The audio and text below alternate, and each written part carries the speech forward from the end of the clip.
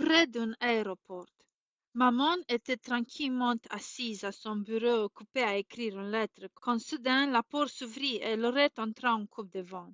Elle avait tant d'énergie à dépenser qu'elle semblait toujours vivre dans un tourbillon et il fallait constamment essayer de la calmer.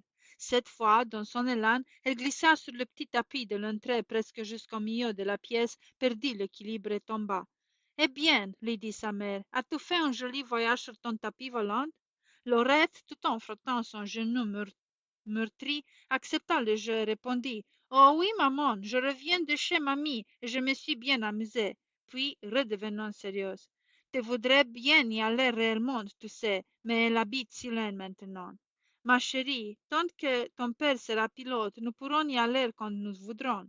J'écrivais justement à tes grands-parents pour en discuter avec eux.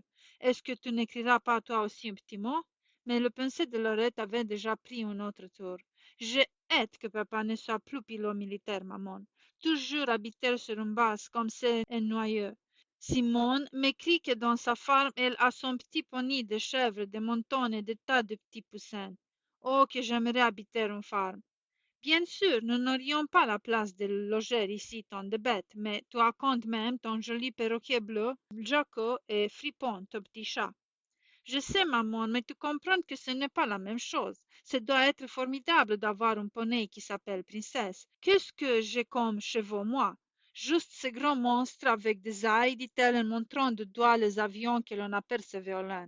La maman réfléchit un peu. As-tu pensé, dit-elle enfin, que peut-être Simone aimerait changer de place avec toi? Elle aime tellement les avions. Elle a demandé à sa maman de pouvoir passer quelques jours ici, rien que pour le voir décoller et atterrir. Écoute, je vais te raconter une histoire. Il y avait un jour un petit garçon bien heureux chez ses parents.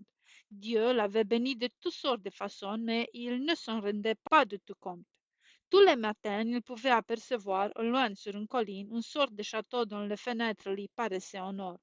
Oh, se disait-il, si je pouvais vivre dans une demeure comme cela, comme je serais heureux.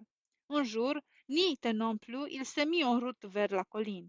Quand il arriva, bien fatigué, après plusieurs heures de marche, il se rendit compte que ce n'était pas un château du tout et que les fenêtres étaient tout ordinaires. Il en fut très désappointé. L'après-midi était bien avancé et il reprit très vite le chemin de sa maison. En regardant loin, il aperçut un tournant et il en resta stupéfié. Comme elle était jolie, blanche avec ses volets verts, son toit de tuiles rouges et les arbres autour qui l'entouraient coquettement.